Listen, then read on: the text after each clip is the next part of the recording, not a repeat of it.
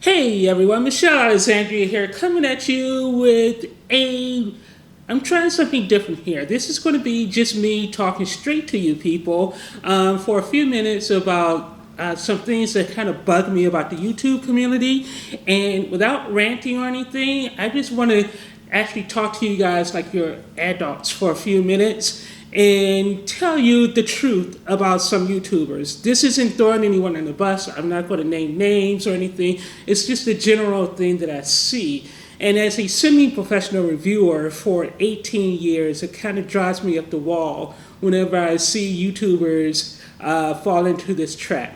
So with E3 and with E3 coming up, I thought it would be a good time to really talk about this topic. I want to try to keep it to under 3 or 4 minutes because I don't have a lot to say about it, but I think it's an important topic to kind of talk about. So basically, what happens is when you're scrolling through your feeds, look at how often you see the titles "Honest Review," XYZ, honest review of Solo, my honest opinion about XYZ video game, my honest look at this TV.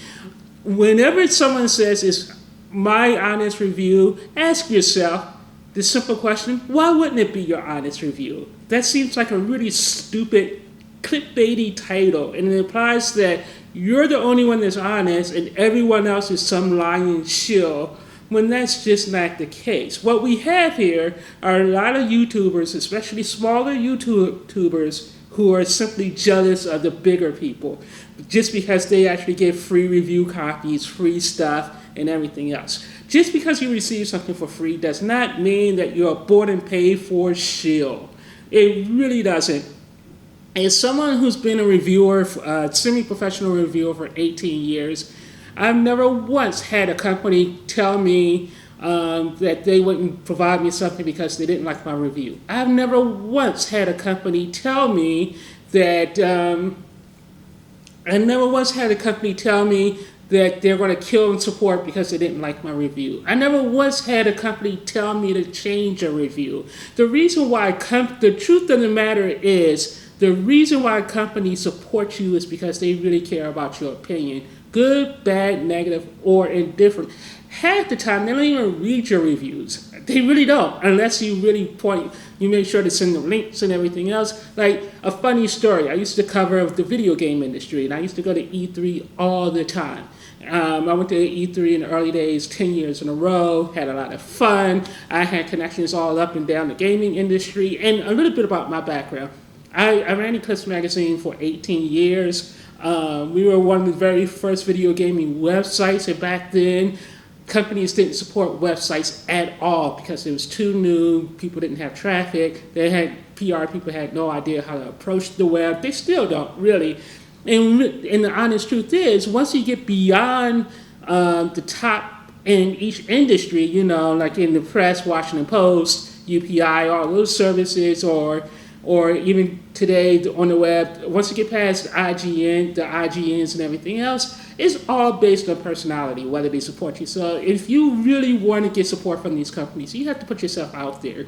You have to go to the E3s. You have to go to the CESs. You have to go to these events and get your face out there and start associating with PR people and marketing people and all that kind of stuff. That's how you get free stuff. For me, that's how I started. But then I also wrote for the Washington Post as a freelancer for a few years, and I wrote for UPI for a few years. A lot of writers from Eclipse Magazine ended up at places like Entertainment Weekly and all these other bit site places. So we're actually pretty well known within the industry. It actually always amazes me that we're so well known within the industries we cover. But anyway, I'm going on an awesome tangent. So anyway, back to my original point. Companies simply don't care. So when I went to E3, there were some times when I would run into a PR friend and I'm like, hey, thanks for that game you said. It was awesome. Did you read my review? And they're like, yeah, we did. It was an amazing review. And the fact of the matter is, I actually did not review that game. So it was like we're both bullshitting each other. But when they do read it, if you're critical, as long as you're critical but professional, they don't care. They actually want people to criticize this stuff because it makes them better. And a lot of times when these PR people in gaming companies and movie companies send out screeners and video game codes and all that kind of stuff, they know what the flaws in their video games are when they send it out. They know. But they send it to you because they trust you. They trust your opinion. So the minute you, as a reviewer, start shading your opinion to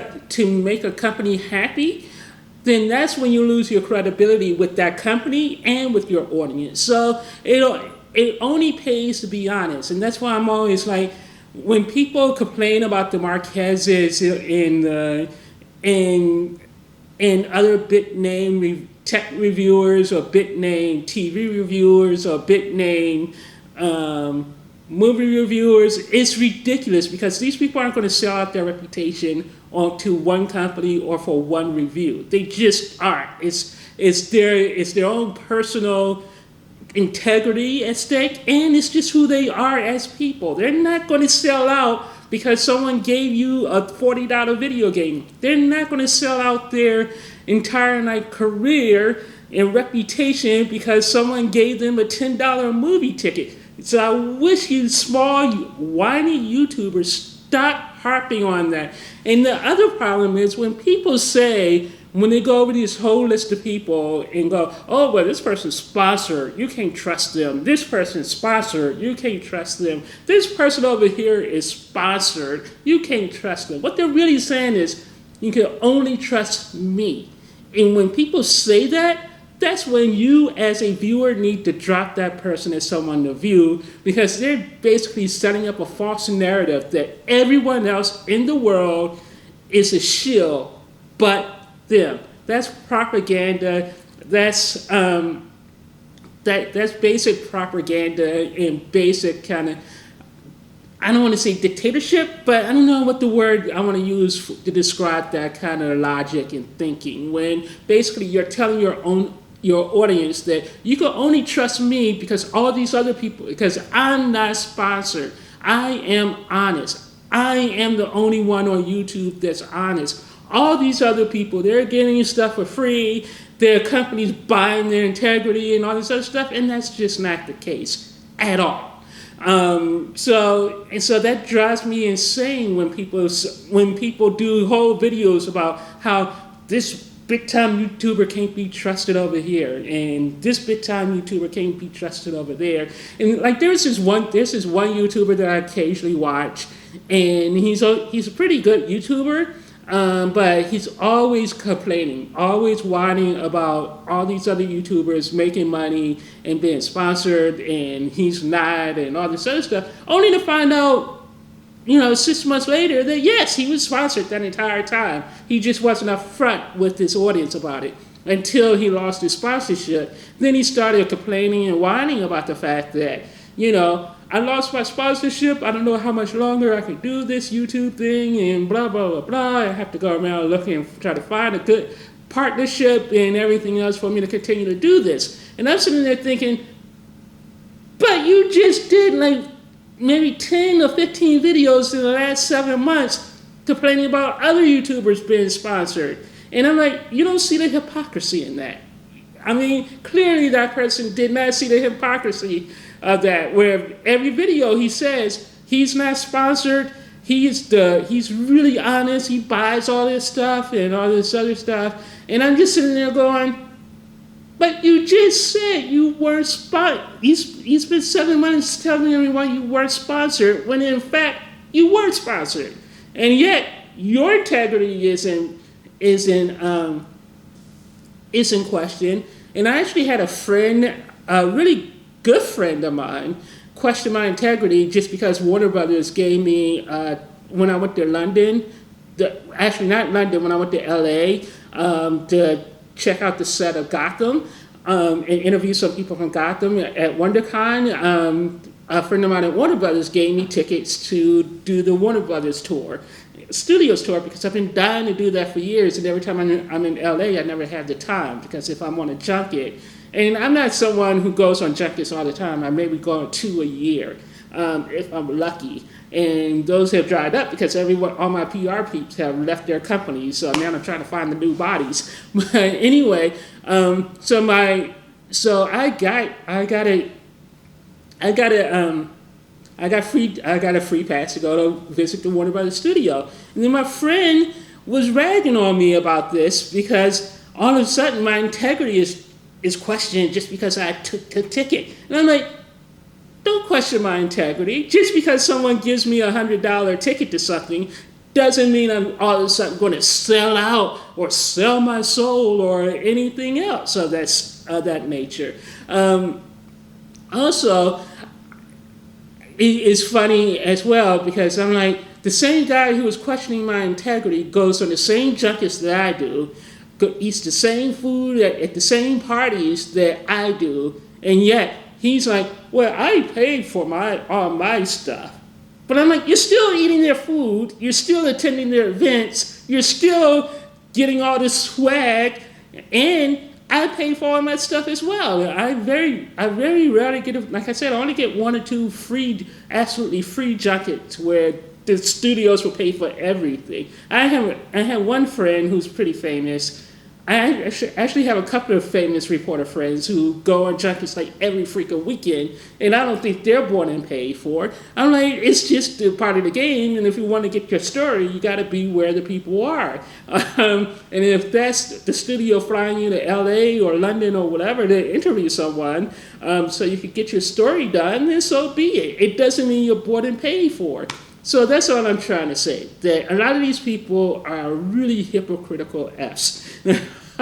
So when you watch videos, don't question someone's integrity. First of all, like me, I don't know you. I don't really give a crap about you, honestly. So why would I lie about something? Why would I lie about anything? I mean, I don't care enough about you to lie about anything, or I don't care enough about views to really go through that trouble. And lying is more trouble than it's worth. It always comes out.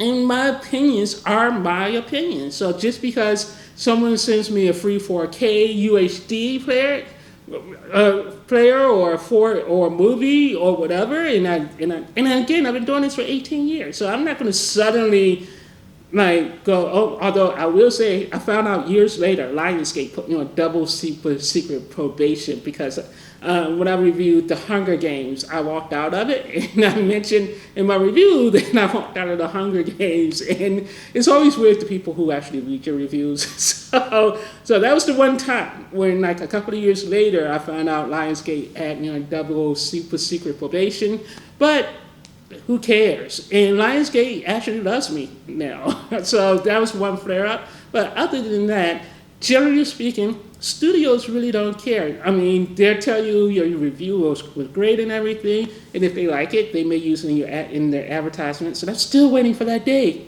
I'm still waiting for that day where a studio will actually use a quote from me in an advertisement. But that hasn't happened so far. But yeah, I have no problems ragging on stuff I don't like and loving stuff I do. Unfortunately, everything for me right now is kind of like right in the middle. So it's hard to kind of go all in on the hate on this side or that side, and on either this side of the fence or that side of the fence. A lot of times things are just in the middle or just slightly above, and I'm very selective in what I review and in the things I review. I only pick the things that I really think I'm going to love. And that's why a lot of my reviews will be maybe totally different from everyone else's review, because I try to only pick the things I'm interested in, that I love, that I think I'm going to like walking in. And again, I also walk in blind as well. So I walk in without having my hopes way up here or way down here, because I try to walk in as